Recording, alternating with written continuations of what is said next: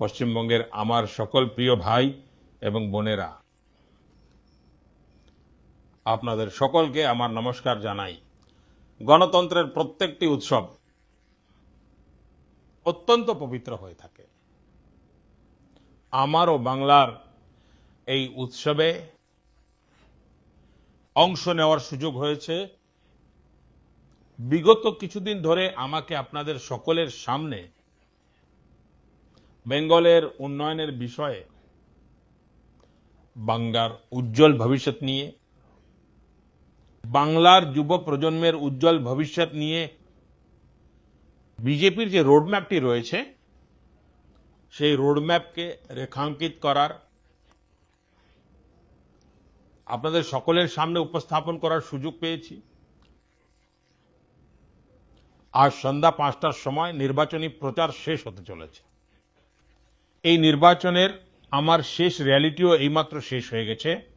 আমি এখন এই পত্রটির মাধ্যমে বাংলার আমার প্রত্যেক পরিবারের সদস্যকে কৃতজ্ঞতা তো প্রকাশ করতে চাইছি, কিন্তু আমার নিজের মনের ভাবও ব্যক্ত করছি। বন্ধুগণ, এই নির্বাচনী প্রক্রিয়ার সময় আমি বাংলায় এক অন্য ধরনের শক্তির অনুভূতি লাভ করেছি। এতটা গরম থাকা সত্ত্বেও, এতগুলি র্যালি করার পরেও আমার বাংলার এই নির্বাচনী প্রচার অভিযানে বিন্দুমাত্র ক্লান্তি অনুভব করিনি। এই সমস্ত র্যালি, এই সমস্ত রোড শো আমি অনুভব করতাম যেন আমার এক তীর্থযাত্রা হচ্ছে। আমি যখন মা কালীর ভক্তদের মধ্যে যেতাম, তখন সম্ভবত মা কালী নিজেও আমাকে ক্রমাগত নতুন শক্তিতে পরিপূর্ণ করে দিচ্ছিলেন। যখন জানুয়ারি 2024-এ অযোধ্যায় রামলালার প্রাণ প্রতিষ্ঠার আয়োজন করা হয়েছিল, তার আগে আমি অত্যন্ত শ্রদ্ধার সঙ্গে 11 দিন ধরে একটি অনুষ্ঠান করেছিলাম, ব্রত পালন করেছিলাম। আমার এমনটা অনুভব হয় যে সেই সময় প্রভু শ্রী রামচন্দ্র আমাকে অসীম শক্তিতে ভরিয়ে দিয়েছিলেন। এই নির্বাচনেও আমার সেই একই অনুভূতি হয়েছে। যেমনটা কোনো দেবী দেবতার মন্দিরে দর্শনের সময় হয়ে থাকে, ঈশ্বররূপী জনগণ জনার্দনের দর্শন পেয়ে আমার মধ্যে এক নতুন শক্তির সঞ্চার হয়েছে। বন্ধুগণ, বাংলার সমস্ত র্যালিতে এবং রোড শোতে আমি এত বেশি আন্তরিকতায় ভরা বার্তা আর ছবি পেয়েছি যে আমি সেগুলোকে কোনো দিনও ভুলতে পারবো না। র্যালি এবং রোড শো শেষ হওয়ার পর যখনই প্রথম সুযোগ পাই, আমি রাত্রে খুব নিশ্চিন্ত মনে সেই ছবিগুলোকে দেখি, আপনার ভালোবাসায় ভরা বার্তাগুলো, আপনার পাঠানো চিঠিগুলো পড়ি আর নিজের উত্তরও লিখিয়ে নিই। সে যুবক যুবতীরাই হোক, বোনেরা হোক বা মেয়েরা হোক, গুরুজনেরা হোক, প্রত্যেক বয়স গোষ্ঠীর বন্ধুগণ, আপনাদের মধ্যে স্নেহের যে ভাবটি প্রকাশ পায়, যা আমি দেখি, অনুভব করি, আমি আজ বলতে চাই, এই আপনার ভালোবাসা, আপনার আশীর্বাদ আমার জীবনের আসল মূলধন। বন্ধুগণ, এই নির্বাচনের সময় আমি এটাও দেখেছি যে বাংলার যুব সমাজই হোক বা মহিলারা হোক, কৃষক হোক বা শ্রমিক হোক, প্রত্যেকেই বাংলার উজ্জ্বল ভবিষ্যতের জন্য, এক উন্নত বা বিকশিত বাংলার জন্য কতটা অধীর, কতটা আতুর। বাংলার যুব সমাজ এখন ভবিষ্যতের দিকে এগিয়ে যাওয়ার জন্য একটি উন্মুক্ত প্রাঙ্গণ চায়। আমাদের বেঙ্গলের কন্যারা তারা মুক্ত আকাশ চায় এবং তারা সুরক্ষা চায়। বাংলার প্রত্যেকটি নাগরিক, প্রত্যেকটি পরিবার একটি মাত্র সংকল্পের সাথে এগিয়ে চলেছে। আর সেই সংকল্পটি হলো এখন পরিবর্তন করেই ছাড়তে হবে। এই পরিবর্তন এখন বাংলার জনসাধারণের সংকল্প হয়ে উঠেছে। সাধারণ মানুষ এটাই বলছে। অনেক ভয় দেখিয়েছেন, অনেক হয়েছে। এখন আর ভয় নয়, এখন ভরসা চাই। এখন ভারতীয় জনতা পার্টিকে চাই বন্ধুগণ। বেঙ্গলের সেবা করা, বাংলাকে সুরক্ষিত রাখা, এটা আমার পরম দায়িত্ব। বাংলার সামনে উপস্থিত হওয়া প্রত্যেকটি কঠিন পরিস্থিতিকে সুযোগে পরিণত করা, এটা আমার ভাগ্যের মধ্যেও আছে এবং এটা আমার দায়িত্বও বটে। আমি আমার এই গুরু দায়িত্ব থেকে কখনোই পিছু হটব না। আমি আপনাদের ভরসা দিচ্ছি যে এই বাংলায় বিজেপির মুখ্যমন্ত্রীর শপথ গ্রহণ করার যে উৎসব, তা আমরা সবাই মিলে পালন করব। এটা আমার ব্যক্তিগত বিশ্বাস নয়, আমি আপনাদের সকলের ভেতরে এই বিশ্বাসকে অনুভব করেছি। আমার প্রিয় ভাই ও বোনেরা, প্রথম দফার যে ভোটদান হয়েছে তা ইতিহাস রচনা করেছে। এখন আপনাদের দায়িত্ব হলো যে আগামী 29শে এপ্রিল আপনারা বেশি থেকে বেশি সংখ্যায় ভোটদান করুন। গণতন্ত্রের এই পবিত্র মন্দিরে বিজয়ের পতাকা ওড়ানোর আপনাদের কাছে এক অসাধারণ সুযোগ এসে উপস্থিত হয়েছে। আমরা সকলে মিলে বাংলাকে উন্নত করে গড়ে তুলব। আর এটাই হলো মোদির গ্যারান্টি।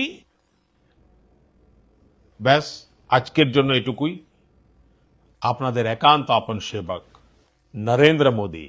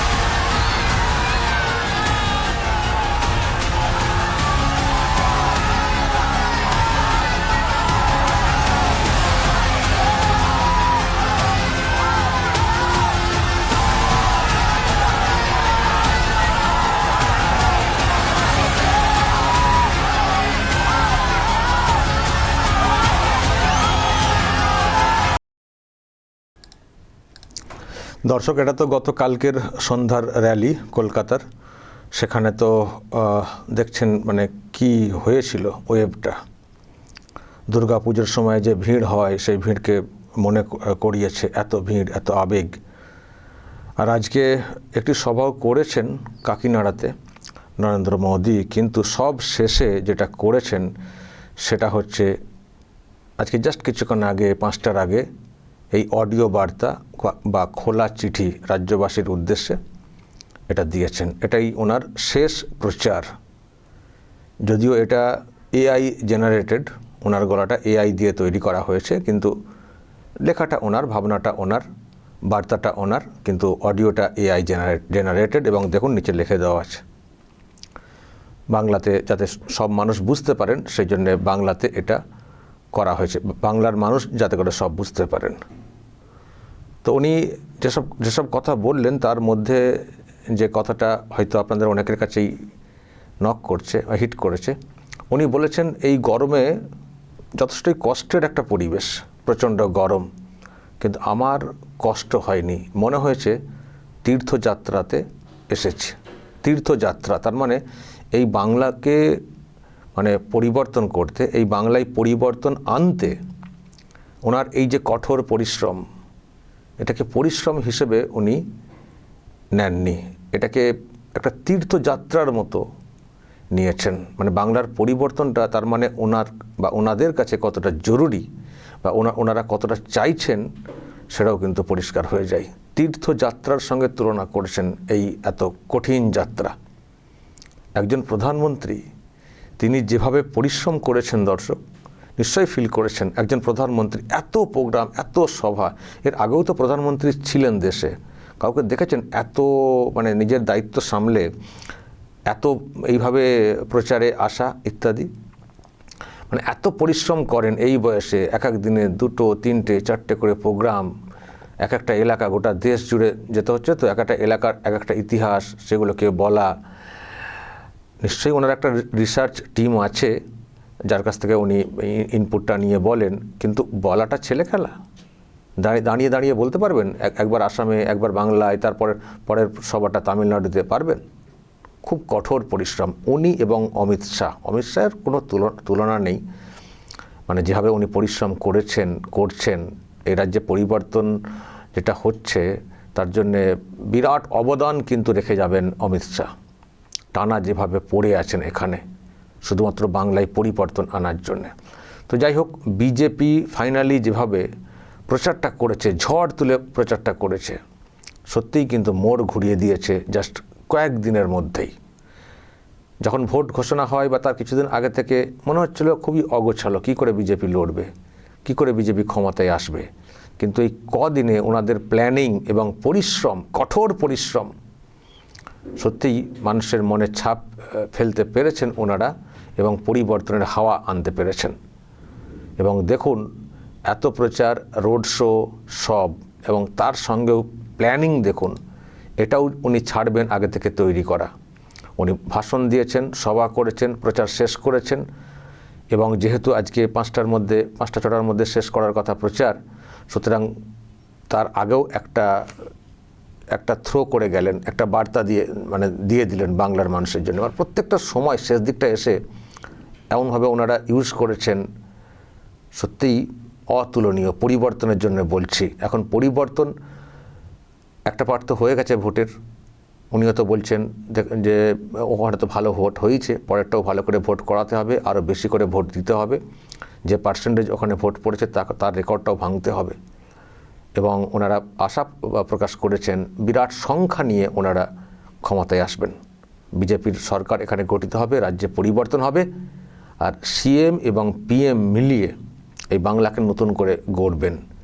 এই বাংলায় শিল্পের হাব হবে, আমাদের হুগলির কথাও বলে গেছেন সিঙ্গুরের পাশে এসে গতকাল।